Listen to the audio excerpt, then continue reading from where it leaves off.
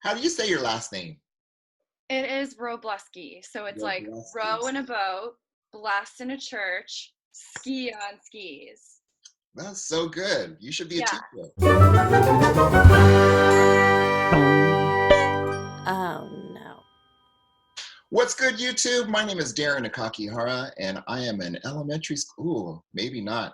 Big announcement coming up soon.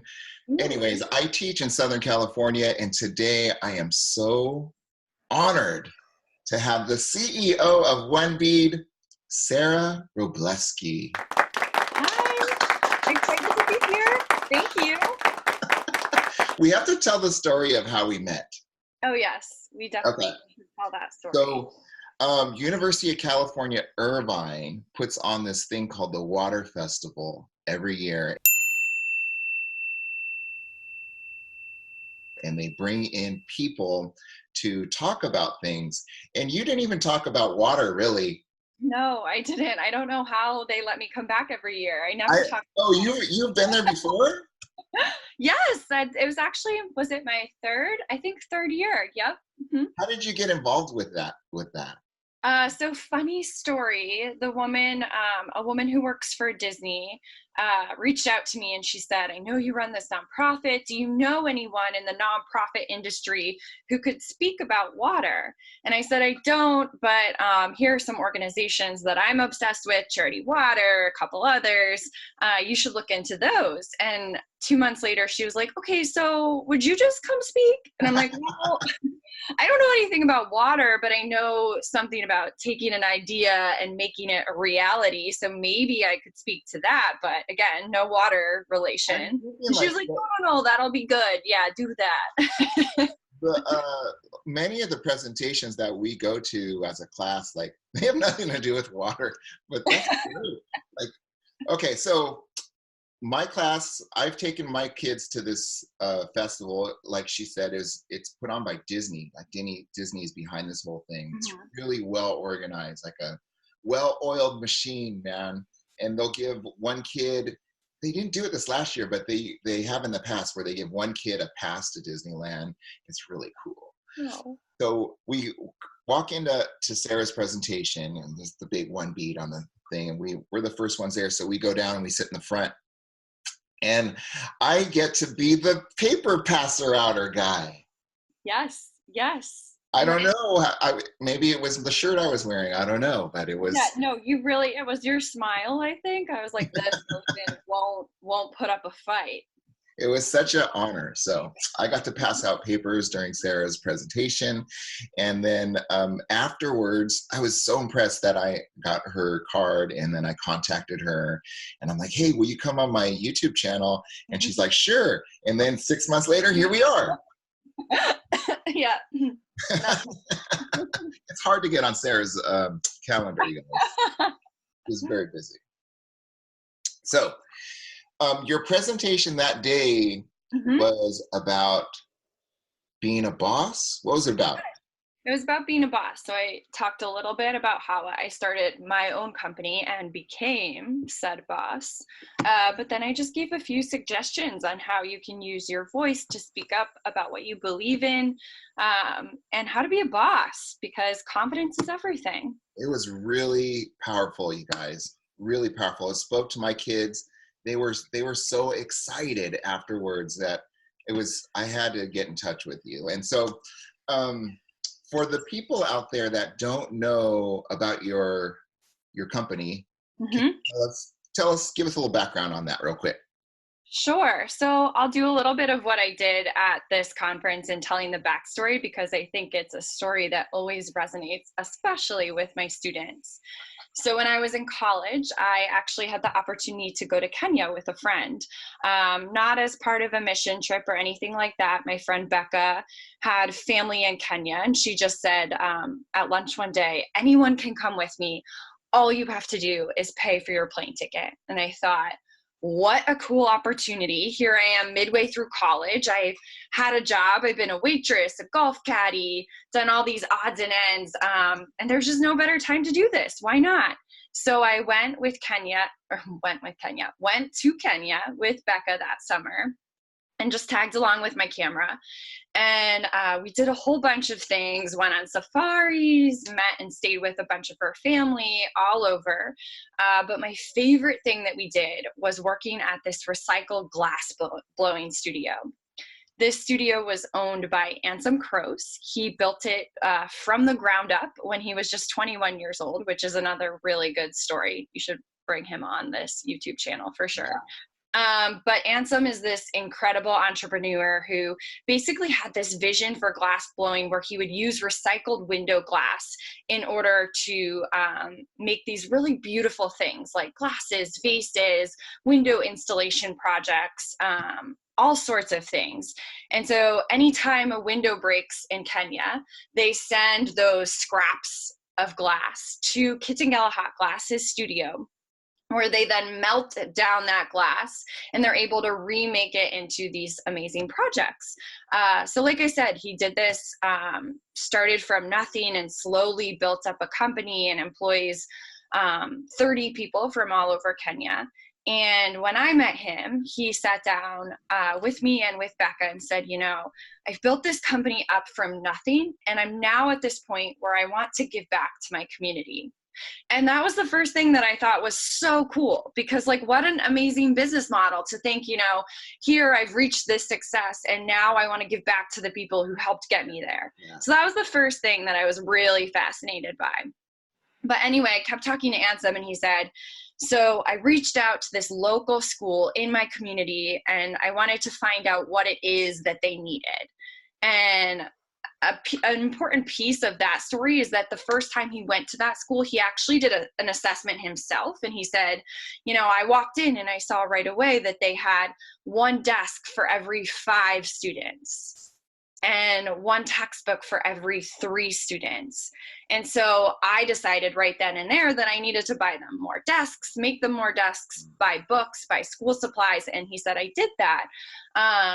But actually, to my surprise and frustration, found out that all those things were being stolen. So I spent all of this money investing in all these great school supplies, but really that wasn't what they needed because they couldn't have those things. People were taking giant rocks, throwing them through the windows of the school, coming in, unlocking the doors, taking the books, taking the school supplies, even taking the desks and burning them for firewood. So he said, at that point, I sat down with the principal and asked him, you know, like, what do you need? What am I missing here? And he said, well, we need a fence. We need a 7-foot high, 923 meter fence to go around this school to protect our students and the school supplies. Which is a good lesson, you know, in asking first. But Ansem at this point sat down with us and said, okay, so I've looked into this fence. It's going to cost $6,000. I don't have that. Do you have any ideas on how I could raise $6,000? And I said, yes, I do have an idea. I said, have you ever thought about designing a glass bead? I said, your story is so incredible. I bet that if you designed a glass bead out of recycled window glass, I could take that bead back to the United States. I could tell your story, and I bet I could sell $6,000 worth of beads. And Ansem was this mentor unlike any I've ever had in my life, where he just said, yep, let's do it. Let's go for it. And so right then and there, he made me these beads, and he said, all right, take them back, sell them, see what you can do. And that was the first time I was put in a position to be a boss, really. So I went back to, I'm sorry, is this more information that you want, Darin? Keep going. Keep going. No short stories here. So I came back to the U.S. I came back to the U.S. with 300 beads in my luggage. And I just started talking to people, and as I'm sure we'll discuss later, I learned early on that that is the greatest marketing tool that I have, my mouth, and it's free. And I just started talking to as many people as I possibly could about my idea. And it just so happened that my school was hosting this entrepreneurial pitch competition. And so with that competition, I had to develop a business plan and talk about the story and my idea and how I wanted people to contribute and get involved. And then ultimately, I had to get up on stage and pitch my idea to a panel of judges, much like Shark Tank. And so I did that, and I ended up winning $10,000 to start my organization. And I used that for the website and marketing, because really the momentum from winning the competition and talking about this idea and this story so much allowed us to sell $6,000 worth of beads within just 6 months. So my senior year of college, I was able to fly back to Kenya. I was able to help Ansem with this project and make that fence a reality. And it was such a rewarding experience, as you can imagine, as many people can imagine, and it was life-changing for me. But of course, then that meant I was at this point where I had to say, all right, what's next? Like, I'm graduating from college soon. Do I move to Kenya and start doing more of these projects, or do I do something else? And I felt like the answer was something else for me. I didn't think it was realistic if I could move to Kenya. So I took a step back and I said, you know, is there any value in this story? And I felt like the answer was yes. Like, I had learned so much about myself from taking on this passion project. And that was the key, right? Like, I was so passionate about it that I was willing to learn anything and everything. So I said, you know, I want to give this experience to younger students. Like, why aren't we asking younger students to think about their communities? And why aren't we giving them more opportunities to get excited about projects that they design? And then the learning will come, you know? Maybe that's an element that we could incorporate into the educational experience. So, answer to your initial question, what do? I go into schools, elementary and middle schools, and I give kids a giant $1,000 check, and I challenge them to use that money to make a difference in their communities, and they do it. Perfect segue. Like, we're going to talk about this 1K project that you're spearheading right now. Like, I read some of the things that you gave away last year. Is this going on this year too? 19 and 20? Yeah. Oh man. So what is the process that a teacher would need to go through to get in touch with you? And, you know, well, you can email me. We're a very small organization. As you can see, we're in my guest room now. I have a hangers full of blazers, actually, for students up there in the corner. So it's still a small organization. I have 4 full-time employees, who 3 of which are program directors, are running these programs in schools. So the best way is to reach out to me directly through my email, or to fill out a form on our website and express interest. The program I mentioned, our $1,000 program, is our main program service offering, but we do have iterations of that work really well for schools that might already have some sort of platform for youth voice to be heard, or like a leadership council at their school. And if they're looking for some curriculum to support that group of students, we have some really awesome activities and curriculum that can fit nicely there. We'll put your email right here, and your website, and how to get in touch with you. Awesome. Amazing. Okay, I had some follow-up questions during your story. Yes, let's hear them. Do you still talk to Becca? Oh, yes. Becca's amazing. She went to Harvard and got her master's in landscape architecture. She's an artist. Awesome. Yeah. And then in that room, when she asked if anybody wanted to go, were you the only one that wanted to go? I was. Major regrets from some of my friends. Oh, man. But no, since then I've brought other people with me to Kenya. Ansem has actually come to the US and spoken to some of my students, which is so cool. Yeah. He still is like the best mentor of all time, and so supportive of what I'm doing, even though, you know, he's doing his thing in Kenya and still supporting his community in so many ways. And I'm not a big part of that, but we are a part of each other's stories. Yeah. Does he still make beads for you guys?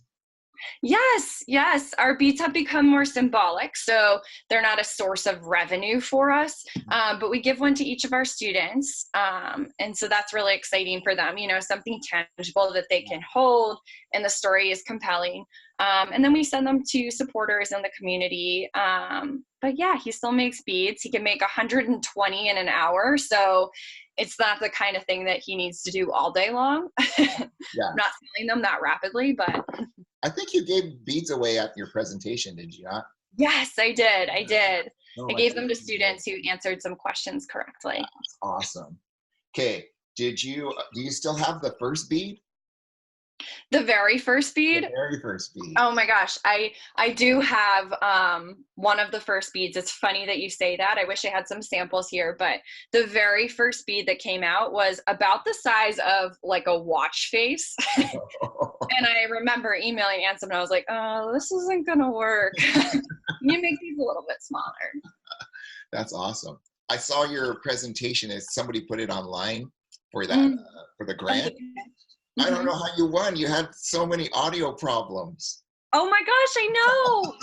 I know. Oh my gosh. Well, audio problems weren't happening live, but it was funny. I studied abroad in England, and all of my friends there were watching, and they were like, we got to yours and it just cut out. But luckily footage came back for me winning. So that's great. Did you you watched all the other ones? Did you have an idea that you were like in the running, like you had a good chance? No, I mean, I think my strategy going into it, which it's incredible, like since then my college has, you can now major in entrepreneurship, and they have just whole centers devoted to entrepreneurial studies, which is incredible. So I think for both of us, it was a learning experience. And I'm not sure I would win the competition. Like the people that are applying now are amazing. It's phenomenal. But my strategy going into it was I want to get up on stage and feel like there is nothing else I could have done to prepare for this. Like I want to have talked to every person in my network so that if I lose, I won't feel like, oh, I should have like really reached out and gotten feedback from this person. Yeah. So I felt very prepared and very confident going into it. Who was the guy that was on the TV? Oh, I remember that. The guy on the TV. It was one of the judges. I think one of the judges last minute couldn't fly in for the competition, so he had to zoom in. So I'm sure that kind of, yeah. Had you ever written a business plan before?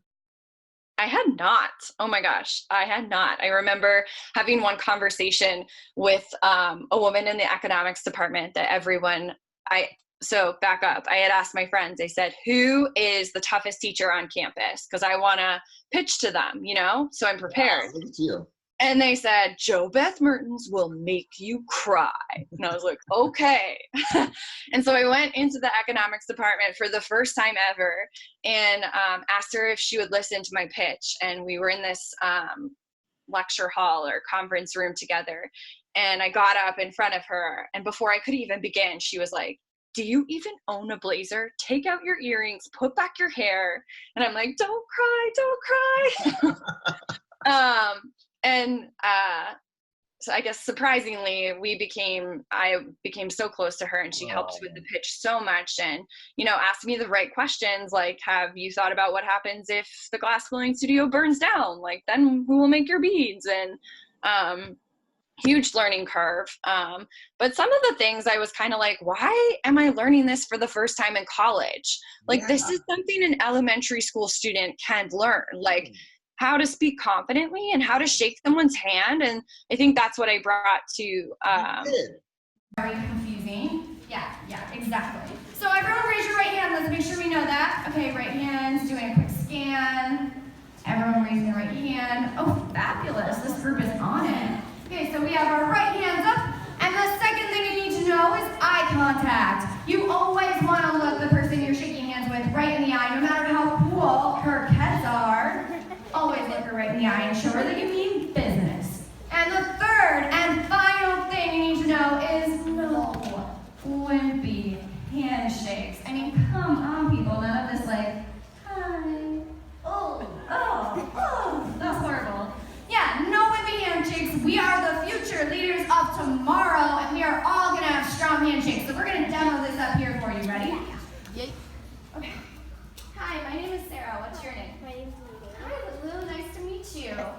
Wow, amazing handshake. Let's give it up for you. All right, so how much time do we have left? 1 more minute. With our last minute left, I want you to shake someone's hand on the count of 3. 1, 2, 3. Let's go. Shake some hands. Yeah. I remember that's how you started it. Yes. Yes. Will you teach everybody how to shake hands with someone? Yes. Wait, right now? Yeah. I would love to do that. Okay, so it's nice when I have an assistant here, but I'll try and imagine. Yeah, here we go. So I always say there's 3 things you need to know if you're shaking someone's hand. The first thing is to use your right hand. And I love the conference in Orange County because I ask kids to raise their right hand, and always, inevitably, there's like 6 kids who are like, what? So right hand always. Second thing is eye contact. Always look the person directly in the eye, no matter how cool their shoes are. So eye contact. And then third and final thing is no wimpy handshakes. Yes. Like none of this like, hey, so nice to meet you. Strong handshake. Go in like you mean it. And then I said, I don't know what it is, but this is something for me as, I guess, a small human female, probably too, unfortunately. I have gone into many of meetings where people walk away and they're like, whoa, I did not see that coming. Or they remember me and refer to me as like the girl with the strong handshake. Be the title of my autobiography. I try to teach my kids that every year. And then, God, that was such a powerful thing, you guys. Such powerful. Yeah. And it's so easy to teach, and kids want to learn that, and it makes a difference. I mean, it's a first impression for sure if you're interviewing anywhere. That is a life skill, ladies and gentlemen. It is. That we completely overlook it now. Like we think as teachers, we're like, shouldn't they be learning that at home? But they don't learn that stuff at home anymore. So No. And it's all about, I think what we're finding with our curriculum is the kids who benefit the most are the kids who might struggle academically and or socially and just need a space to achieve. And I mean, study all of the CEOs in the world. Like you don't have to be the highest performer in the classroom to run a business. And it's all about giving students at a really young age the opportunity to feel successful. Because I truly believe that knowing your interpersonal skills, your self-confidence, your determination, your grit will pay off in a tangible way, like going to college or getting a job. I think that is a privilege, like knowing that will happen automatically. And I think it's our job to give students a taste of what success or achievement feels like at a really young age. And for us at One Bead, we use that service learning model as the platform to do that and to give kids a chance to own a project and be passionate about it. But that is just so important, especially before 8th grade. Will you tell me about your favorite project that you funded so far? Yes. I actually brought like a whole bucket of the projects. So I'm just going to like go through it here. There are no favorites to any of my students. Oh, okay. Sorry. I mean, one that really stands out. I don't know. How can we phrase this? So let's see. I know there are so many. So we have, I'm just going to show you. So we have pop sockets. This was a really powerful project. My students did pop sockets to spread awareness about suicide and mental health issues in their community. Love that one. We had this Break the Habit bracelet that one student who had lost his mother, sadly, less than a year ago from a drug overdose, designed these bracelets to spread awareness about drug addiction in the community. And he was able to donate, I think, like $700 to a local rehab center. And then I guess I would say maybe this is one of my favorites right now, was a student, Anne Marie, who got up in front of her classmates and talked about what it was like to live in a shelter for 2 years. And she said the thing that helped her the most actually was journaling, because she felt like she couldn't often express in front of her peers in 3rd grade and 2nd grade what it was like to be going through that. So she and her classmates came together to design these Dream Big journals.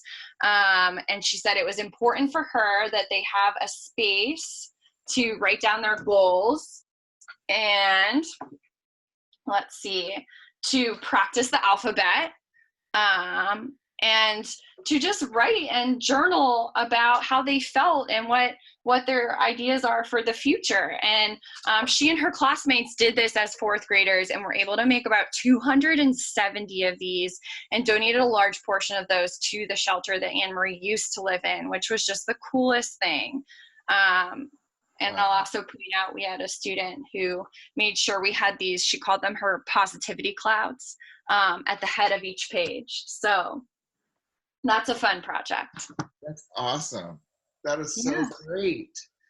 I always try to teach my kids like to think beyond just our classroom, you know, to put themselves in a space like that where they're thinking about the world, you know, and how they can impact the world. I think that's how you and I connected. Like I really saw what you were thinking about, and then I'm so happy that we got a chance to talk here. I know, thank you. Thank you for being patient with me, and thanks for giving me this space to talk about my students and to brag about how smart they are, because, you know, the next generation of leaders, it sounds cliche, cheesy, but it's true. It's true. What's next for you guys? On the horizon. We are hiring right now. So if you know anyone that is sick of the sunshine and wants to come to Boston. You're in Boston, right? You're in Boston? Yeah, we are in Boston. But we're expanding. You know, we have a strategic plan. We think our model, it's an inflection point for us in our growth, because we believe this model can be replicated, scaled and replicated in other cities. Wink, wink, nudge, nudge. And so we're trying to really perfect the model here in Boston, but are looking for opportunities to expand. And so with that, we have this big strategic plan for growth, thinking about what that means in terms of revenue, expenses, all that boring stuff. But yeah, are hiring and are looking to grow. Awesome. What kind of person are you looking for? We are looking for someone specifically because, as you know from this conversation and otherwise, I don't come from a background in education.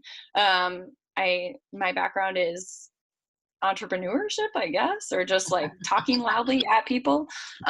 So we are looking for someone who does have a background in education, ideally 2+ years of experience. Maybe someone who's grown up in the Boston public schools, who is familiar with the paths that our students are on right now and can support us in that way. Awesome. All right, guys. So again, I'll put the contact information down here. And if you know anybody or you yourself are interested in, now you know Sara. So yes, you're in. You're welcome. Yeah. Thank you. Thank you very much for that. Okay, guys, I don't even know where to end this thing, but I'm so grateful to you for coming on here, and I'm so glad we met. It was just by chance that I got to be the paper passer outer guy and got to meet Sara, and we connected. I'm sure I'd love for you to come on again and talk about some more stuff, but we are pressed for time now, so I'm going to say thanks for watching. Don't forget to hit like and subscribe. So long. Yeah. Nice to meet you, everyone.